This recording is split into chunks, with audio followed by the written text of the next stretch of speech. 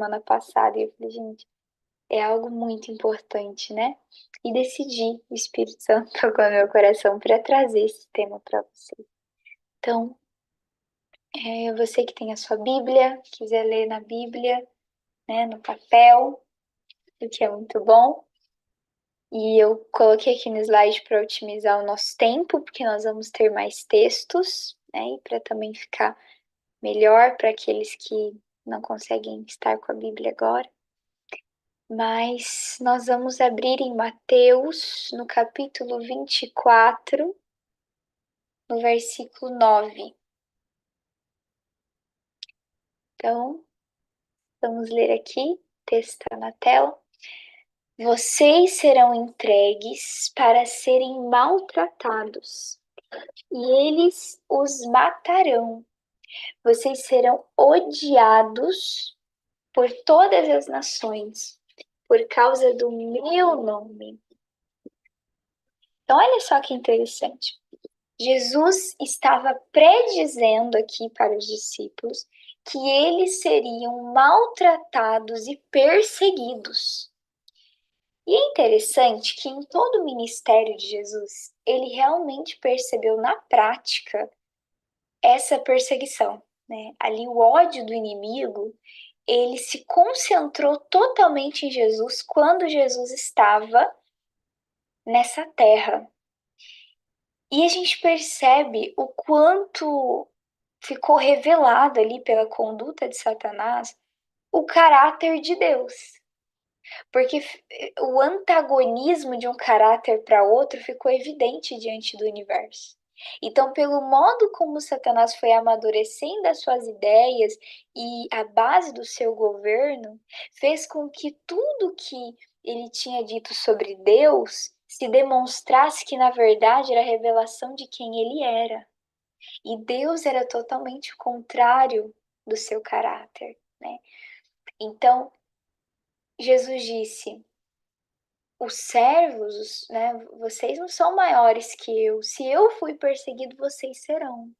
E algo que sempre me impressiona nesse texto é que diz aqui: vocês serão odiados por todas as nações. Por causa do quê? Por causa do meu nome. Nome na Bíblia sempre tem relação com caráter. Então, Jesus estava dizendo: quando vocês receberem o Espírito Santo e serem formado em vocês o meu caráter, vai ficar claro que vocês não são iguais aos outros. Vai ficar evidente a diferença de vocês para com o resto do mundo. E isso vai causar oposição. E nós percebemos isso na prática quando, em algum lugar, apenas por sermos diferentes, né, diferente, bom, nós causamos ali, quem sabe, um desconforto. As pessoas começam a ficar incomodadas. Então Jesus disse: isso vai acontecer por causa do meu nome, quando o meu caráter estiver em vocês. E olha só que interessante, nós continuamos a refletir sobre isso. E indo para o Espírito de Profecia, né, que vive o grande conflito, como eu falei para vocês, nós vamos ter bastante texto do grande conflito, principalmente no capítulo 2. Aqui diz assim, a serva do Senhor diz: do Monte das Oliveiras o Salvador contemplou as tempestades prestes a desabar sobre a Igreja Apostólica. E penetrando mais profundamente no futuro, seus olhos divisaram os terríveis e devastadores vendavais que deveriam açoitar seus seguidores nos vindouros séculos de trevas e perseguição. Em poucas e breves declarações de tremendo significado, predisse o que os governadores deste mundo haveriam de impor à Igreja de Deus. Os seguidores de Cristo deveriam trilhar a mesma senda de humilhação, ignomia e sofrimento que seu mestre palmilhara. A inimizade que rompera contra o Redentor do mundo manifestar-se-ia contra todos os que crescem em seu nome. Isso está no Grande Conflito, página 39. Então, Jesus estava ali dizendo: vocês querem ser meus seguidores? Então vocês devem trilhar o mesmo caminho que eu tenho trilhado. Hoje em dia, ser cristão é moda. Ter ali na bio do Instagram, né? Cristão. É como se fosse simplesmente uma nomenclatura comum. Mas nós esquecemos que levar a palavra cristão consigo diz sobre identidade, estilo de vida. E o ser cristão, em toda a abrangência da palavra, é ser semelhante a Cristo. Então, quando se trata ali de receber as promessas de um reino eterno, nós queremos. Mas e quando se trata de aqui trilhar a mesma senda de humilhação, ignomínia e sofrimento que nosso mestre partilhou? Nós começamos então a questionar: será que realmente eu quero seguir esse Cristo? Esses dias eu estava lendo no livro Nisto Cremos, que é um livro muito importante para nós entendermos o porquê cremos e no que cremos, né? Para dar as razões da nossa fé. Então eu gosto muito desse livro. E lendo ali sobre o tópico da Santa Ceia, né? Por que que nós participamos dessa cerimônia da Santa Ceia? E ali dentro estava uma história de um pastor adventista, na verdade não necessariamente adventista, ele era cristão, não sei se é adventista, mas ele estava conversando com um dos homens ali que representava alguém muito importante com um cargo muito elevado dentro da religião budista.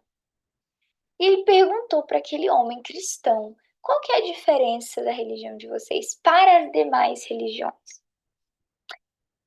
E aí aquele homem ficou pensando e ele falou: eu vou ler a passagem da Santa Ceia, né? E ele foi lendo ali no Evangelho e leu a parte em que Jesus, o Mestre, lavou os pés dos outros discípulos.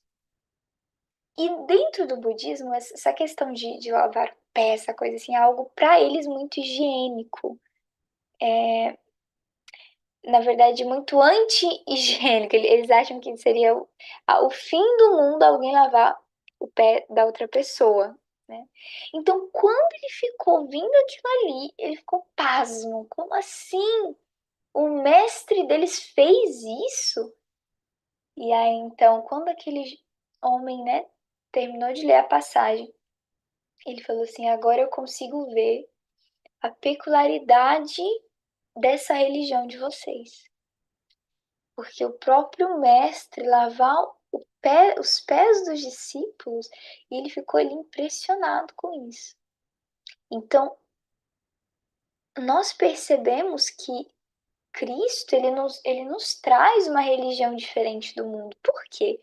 Porque em outras religiões não acontece isso do Senhor se fazer servo, do Deus se fazer um com criaturas. Mas isso acontece dentro do cristianismo.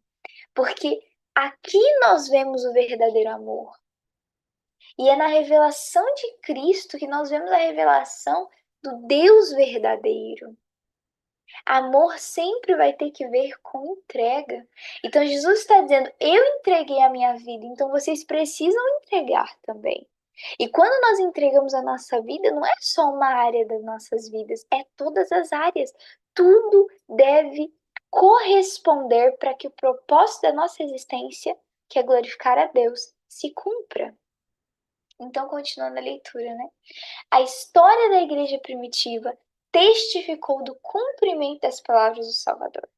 Os poderes da terra e do inferno arregimentaram-se contra Cristo na pessoa de seus seguidores. Grande número deles selaram seu testemunho com o próprio sangue. Nobres e escravos, ricos e pobres, doutos e ignorantes, foram de igual modo mortos sem misericórdia. Isso está na página 39 do livro Grande Conflito. A história da igreja primitiva testificou do cumprimento das palavras do Salvador. Jesus havia dito: vocês serão perseguidos por causa do meu nome. E agora, quando Jesus passa ali pelo Getsemane, pela cruz, pelo túmulo, ressuscita, ele ainda fica ali 40 dias com os discípulos. Então ele sobe, ascende aos céus, mas deixando a promessa de que o Espírito Santo viria sobre ele.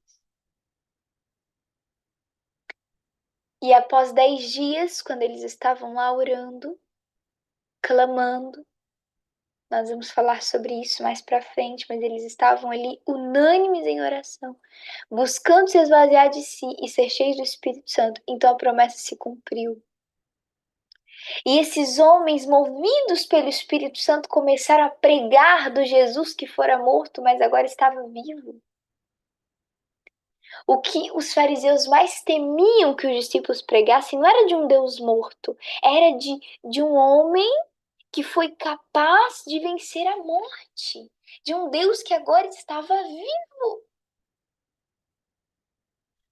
Por isso Paulo disse: se nós não cremos na ressurreição de Jesus, é vã nossa fé. Porque o centro da mensagem dos apóstolos era: Jesus vive. Aquele homem que vocês crucificaram era o Filho de Deus. Essa era a verdade para aqueles dias. Então, com o mesmo fervor dos primeiros apóstolos, as igrejas ali, os líderes das igrejas que eram fundadas por eles, continuou esse trabalho. E agora o inimigo furioso, querendo destruir o Salvador, mas não podendo, sabendo que já estava derrotado, começou a perseguir intensificamente os cristãos. E a gente percebe isso nos relatos ali do livro de Apocalipse. Nós percebemos o quanto os Césares foram cruéis com o povo de Deus. E dentre eles está o governador Nero, porque essas perseguições se iniciou com o governo de Nero, aproximadamente ao tempo do martírio de Paulo, né? Então, algo que começou desde os apóstolos, porque a gente vê a forma que eles morreram, continuou e se intensificou durante os séculos. Isso está no livro Grande Conflito, né? Um livro muito importante para que a gente compreenda o passado, o presente e o futuro, né? E aqui diz: os cristãos eram falsamente acusados dos mais hediondos crimes e tidos como a causa das grandes calamidades, fomes, pestes e terremotos, tornando-se eles objeto do ódio e suspeita popular. Prontificaram-se denunciantes por amor ao ganho a trair os inocentes. Eram condenados como rebeldes ao império, como inimigos da religião e peste da sociedade. Isso está na página 40 do livro Grande Conflito. Isso aqui, irmãos queridos, não é algo que só ficou no passado. Lendo isso aqui, eu fiquei, gente, uau, como Satanás é terrível! As mesmas artimanhas e atos do passado se repetirão.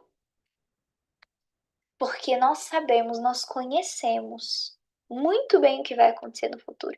Porque o Deus que é onisciente nos revelou em sua misericórdia. E, principalmente ali em Apocalipse 13, nós percebemos que quando a segunda besta se unisse à primeira, ou seja, quando os Estados Unidos se unirem ao papado, o que vai acontecer? Nova perseguição. Nós vamos ser perseguidos simplesmente por queremos servir a Deus como Ele nos pede. A Bíblia novamente será proibida.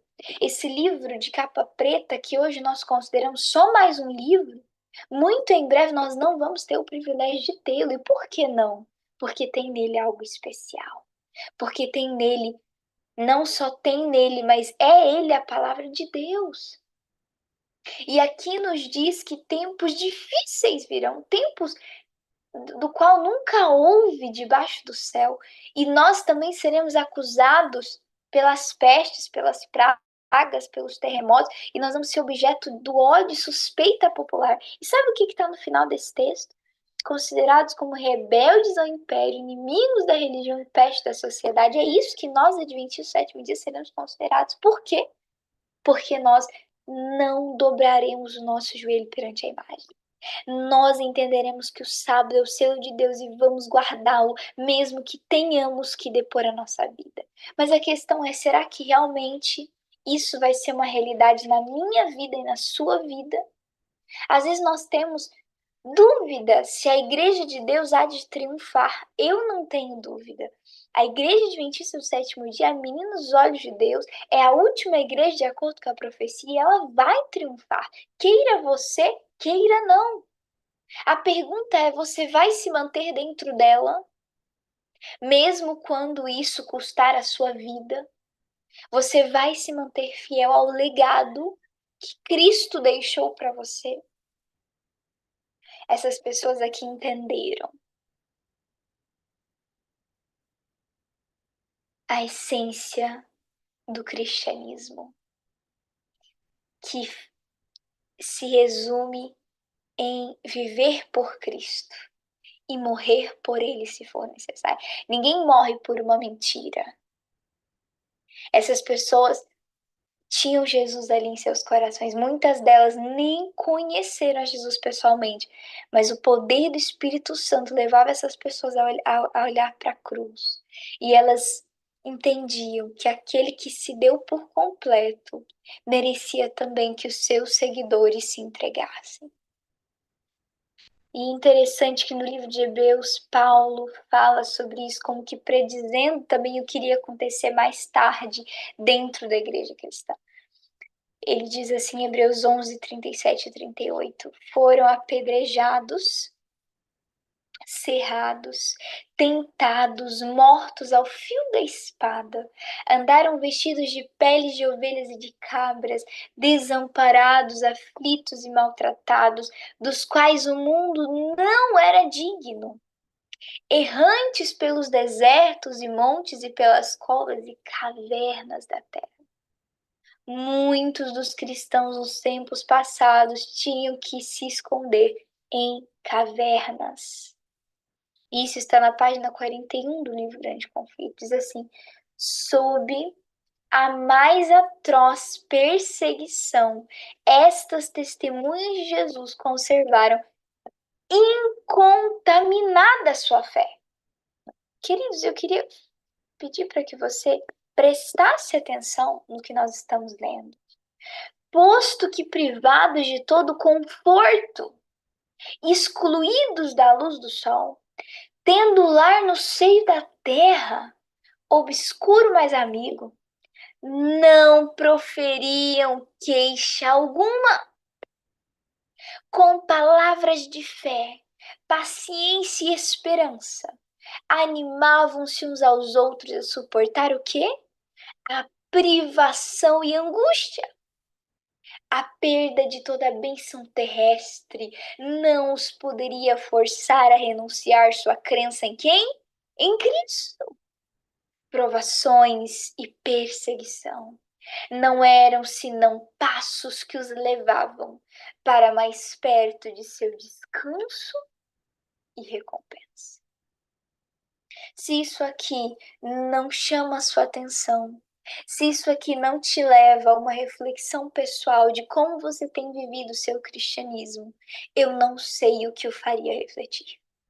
Porque aqui nós vemos que esses homens, mulheres e crianças, eles eram privados de todo o conforto, excluídos da luz do sol, escondidos nas cavernas, e olha só o que está aqui, eles não proferiam queixa alguma. E nós aqui estamos reclamando. Ah, porque hoje não tem para comer o que eu queria. Ah, porque eu não tenho roupa no meu guarda-roupa, não tenho nada para vestir. Ah, porque fulano tem isso e aquilo e eu não tenho nada. Ah, eu não tenho carro para andar, eu tenho que ficar andando a pé. E a pessoa que não tem condições de andar, que não tem condição nem de levantar do leito do hospital.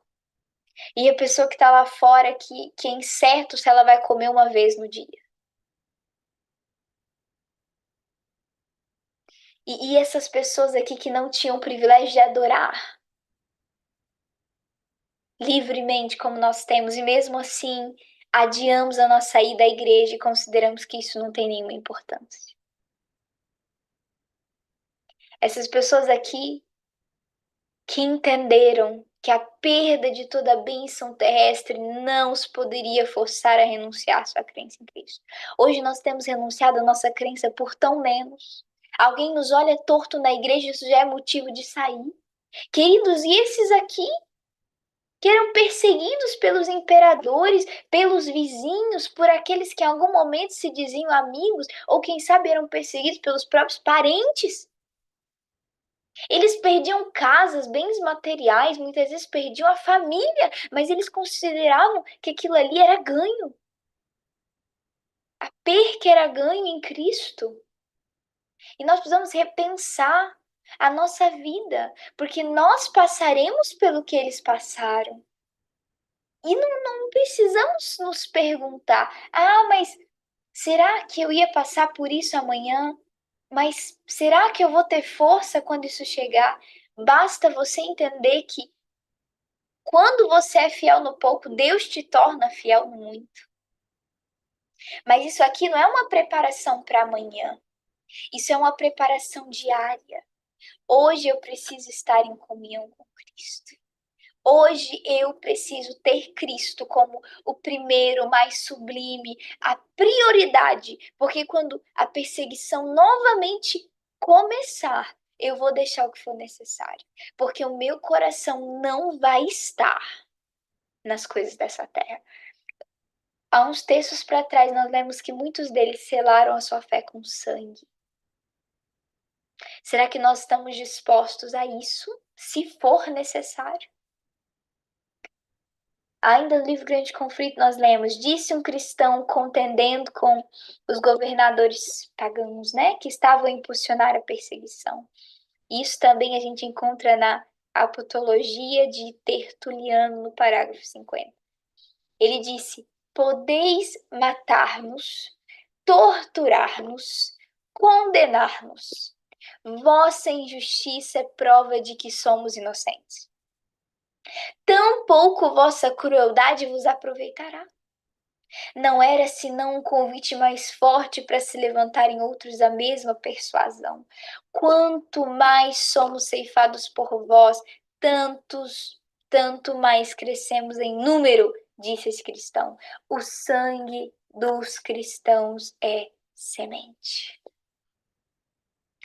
Quantos mais morriam, mais se convertiam. Por quê? Porque o testemunho deles falava muito mais alto do que qualquer sermão. Deus permitiu que os seus seguidores morressem nesse contexto, porque eles iriam ganhar mais almas para Cristo do que em vida. O sangue desses cristãos eram sementes. E sabe por quê?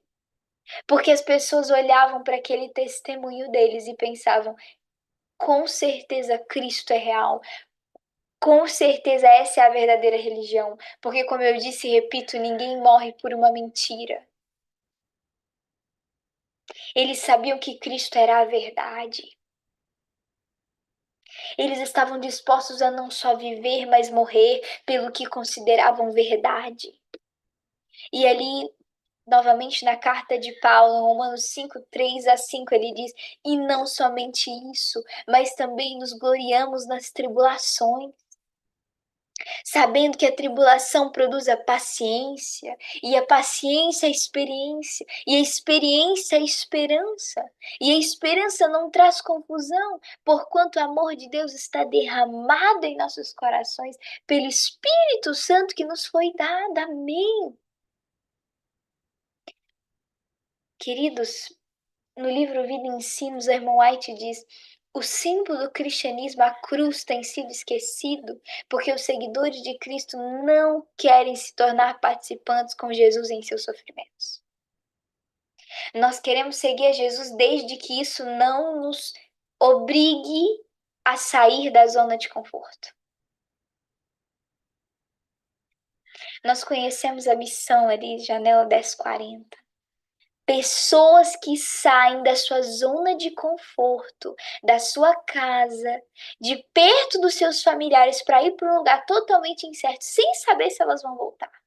E nós observamos isso e pensamos assim: misericórdia, eu jamais faria isso. Porque nós não estamos dispostos a viver uma vida semelhante a desses homens que se gloriavam nas tribulações, que entendiam que por meio dessas tribulações o caráter deles estavam sendo moldados, a ponto deles se sacrificarem à semelhança de Jesus, entregando a sua vida.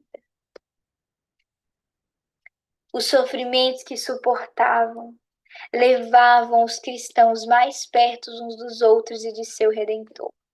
Seu exemplo em vida e seu testemunho ao morrerem eram constante atestado à verdade. O grande adversário se esforçou então por obter pelo artifício aquilo que não lograra alcançar pela força. Cessou a perseguição e em seu lugar foi posta a perigosa sedução da prosperidade temporal e honra mundana. Levavam-se idólatras a receber parte da fé cristã, enquanto rejeitavam outras verdades essenciais. Professavam aceitar a Jesus como Filho de Deus e crer em sua morte e ressurreição, mas não tinham a convicção do pecado e não sentiam necessidade de arrependimento ou mudança de coração. Ei, queridos, sabe qual é o maior problema? Qual foi o maior problema na igreja cristã? Não foi a perseguição.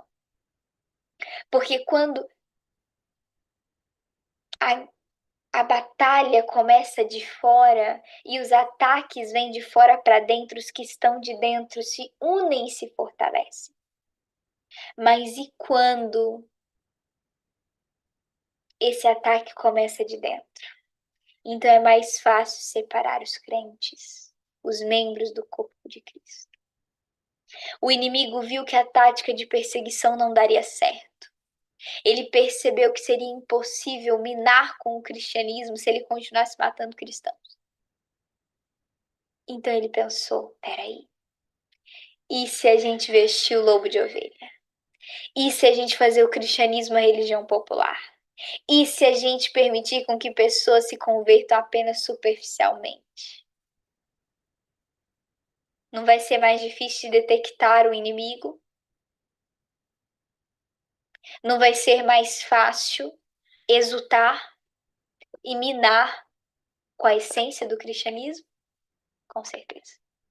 Então agora, Constantino, o imperador, tem o cristianismo como a sua religião oficial e a religião oficial do império, mas ele passa por uma falsa conversão. E por que nós podemos dizer isso com certeza? Pelos frutos. Ele traz práticas do paganismo, como por exemplo o culto a imagens, como por exemplo a adoração a Deus no dia de domingo, que é o dia do sol, né? Que eles adoravam o sol.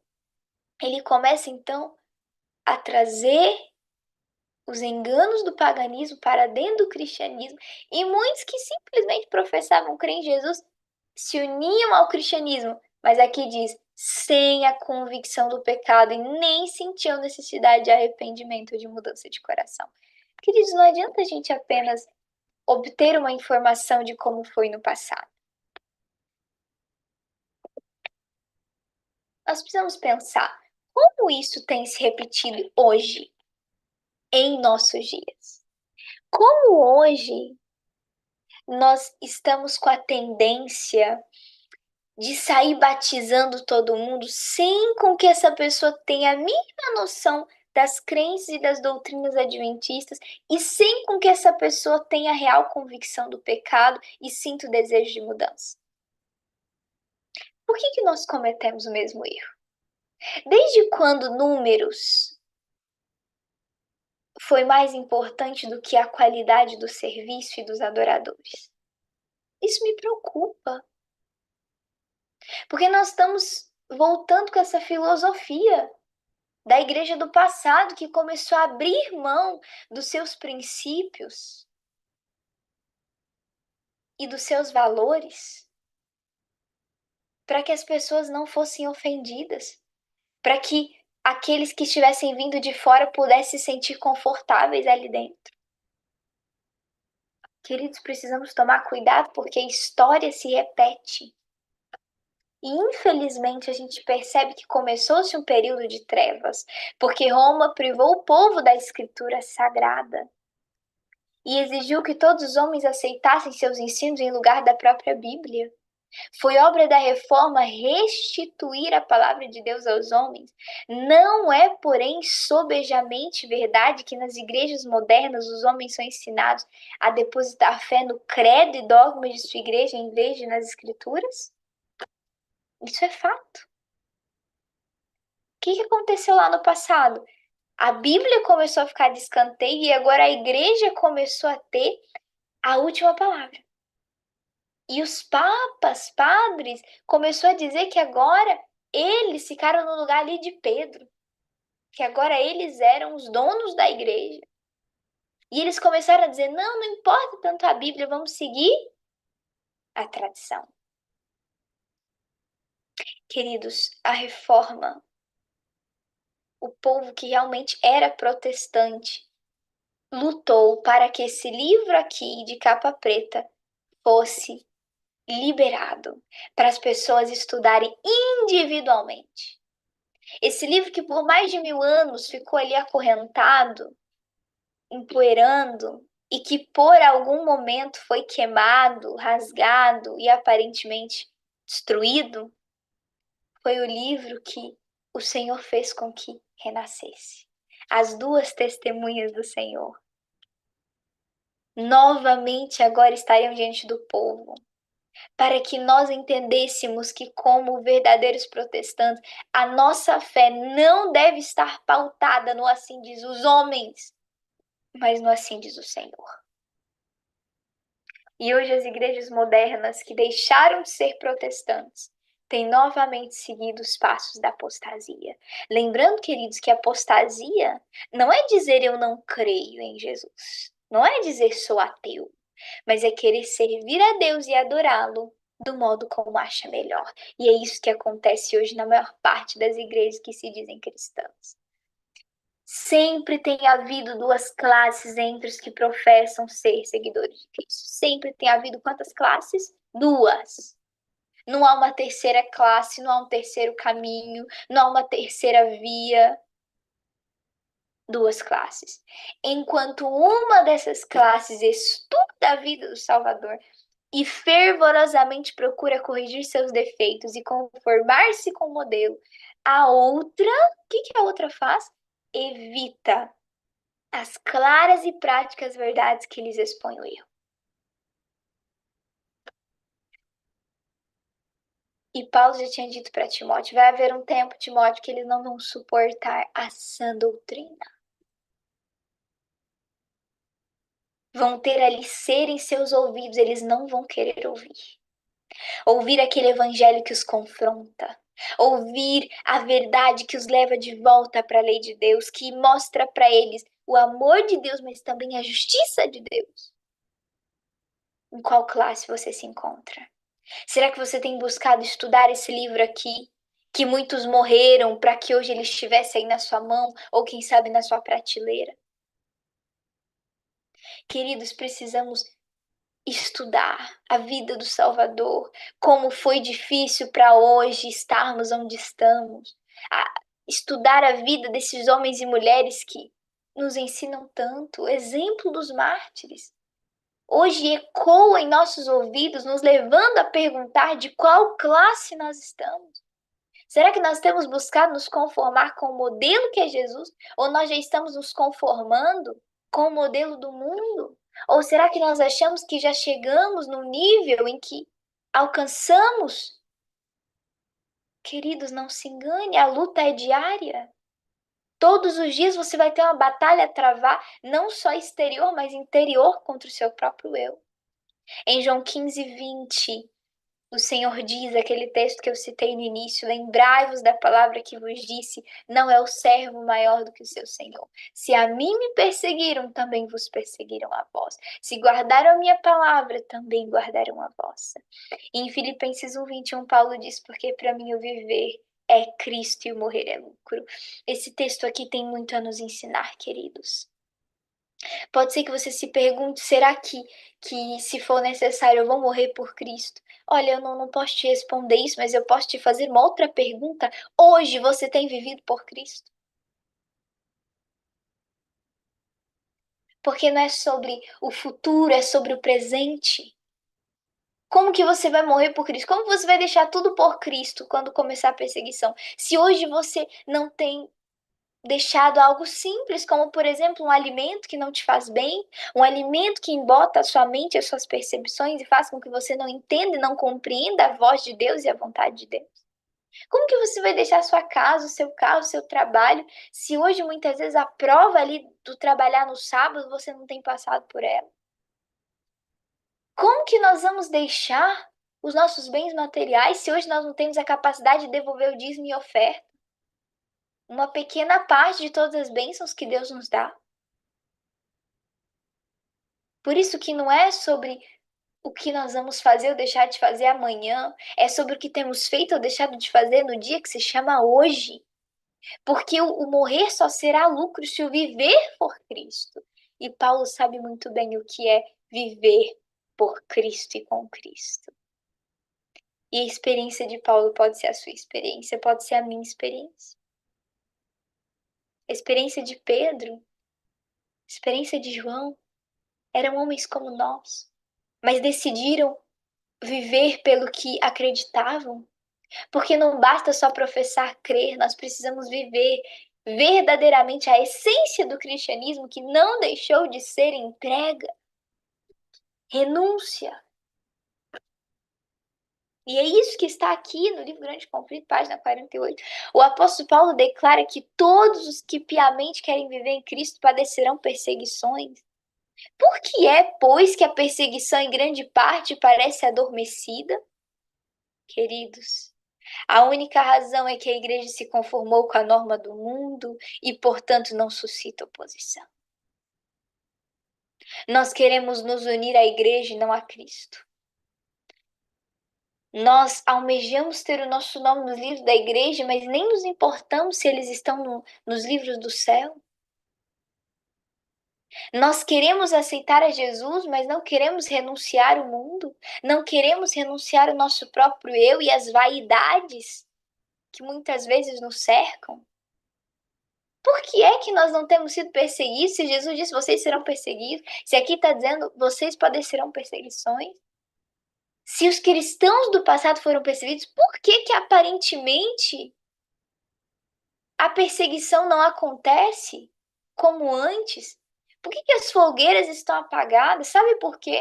A única razão, diz a serva do Senhor, é que a igreja se conformou com a norma do mundo e não suscita oposição.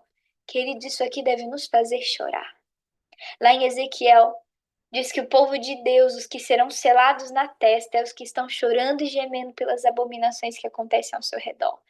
Eles não estão reclamando ou apontando o dedo, eles estão chorando e gemendo, eles estão intercedendo por aqueles que não sabem o que estão fazendo.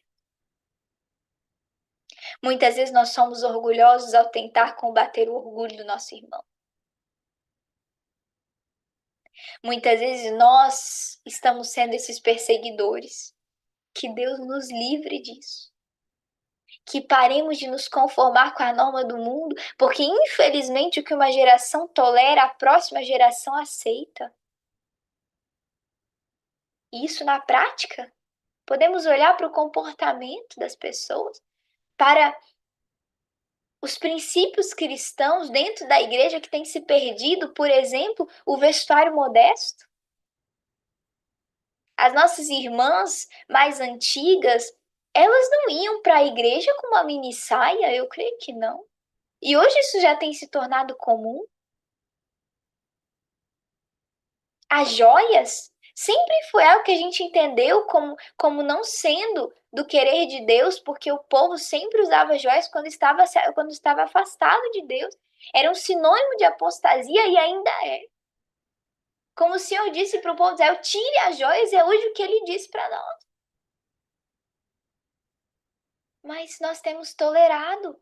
E a próxima geração vai aceitar em muitos lugares, em muitas partes do mundo, isso tem sido aceitável. Irmãos queridos, conformando-nos com a norma do mundo. As músicas.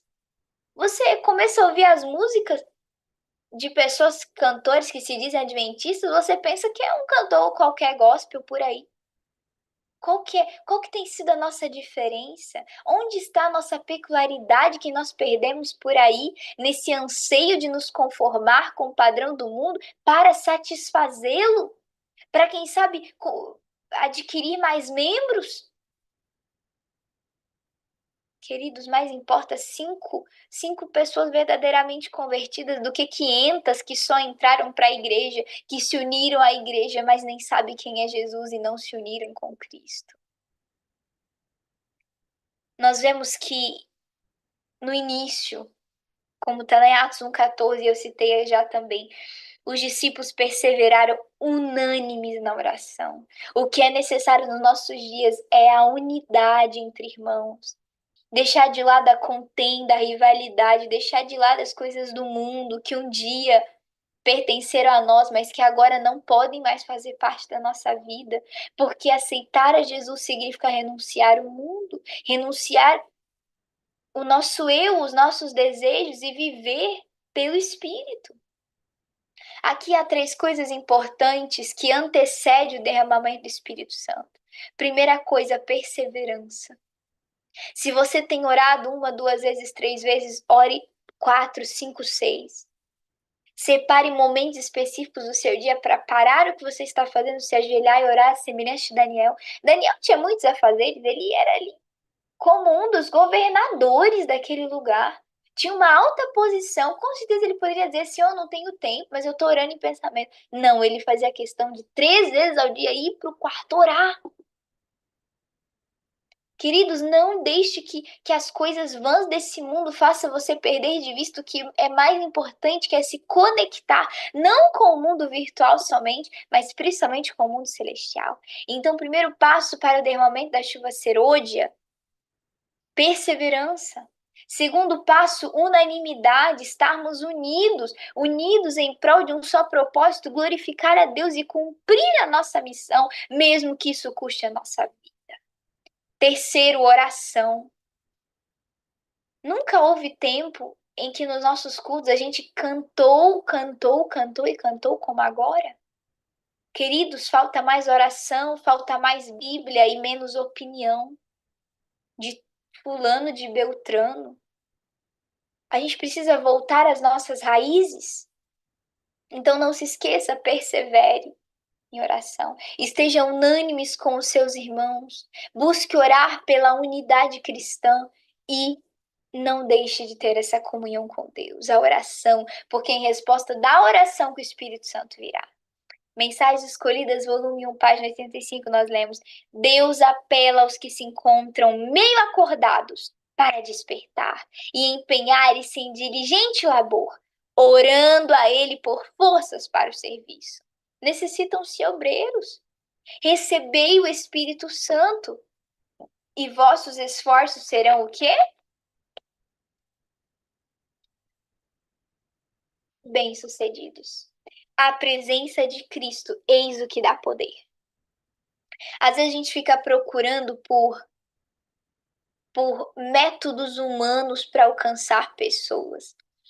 E a gente pensa que falta marketing, falta a igreja ter uma rede social, falta o púlpito ser mais atraente, falta luzes na igreja, ou quem sabe apagar as luzes, eu não sei mais qual é a moda de hoje em dia. Queridos, o que vai nos dar poder para alcançar pessoas para Cristo é o Espírito Santo. Portanto, não é de métodos humanos que nós vamos levar pessoas para o céu. Pode ser que a gente leve pessoas para a igreja, mas não para o céu. O que nos falta é o Espírito Santo. E ela diz aqui, a serva do Senhor: cesse toda a dissensão e contenda, prevaleça o amor e a unidade, porque quando o Espírito Santo está em nós, nós não vamos criar contenda e dissensão, mas nós vamos compartilhar amor e vamos orar e almejar e fazer a nossa parte para que haja unidade, para que se cumpra a oração de Cristo, que ele seja um. Às vezes a gente quer dar uma de ceifeiros e querer separar joio de trigo dentro da igreja. Queridos, essa função não é nossa. Busque a unidade, não se conformar com a situação da igreja, essa dissensão que prevalece, mas orar e fazer a sua parte para que haja unidade, para que se cumpra a oração de Jesus. E a ordem do Senhor é enchei-vos do Espírito. Isso significa uma ideia de continuidade, enchei-vos, porque nós somos vasos vazios. E por que vazios? Porque nós somos furados. Hoje o que o Senhor enche hoje esvazia. Eu preciso encher toda hora, a todo momento, a todo segundo. Porque é somente cheia do Espírito que nós vamos ter a capacidade de viver por Cristo e morrer se necessário for. E aqui nós partimos para a conclusão.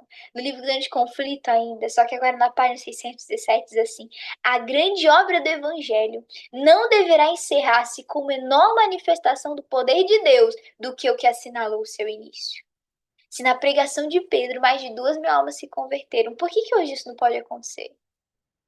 Vai acontecer. Jesus disse: vocês farão coisas até maiores do que eu fiz, no sentido de proporção.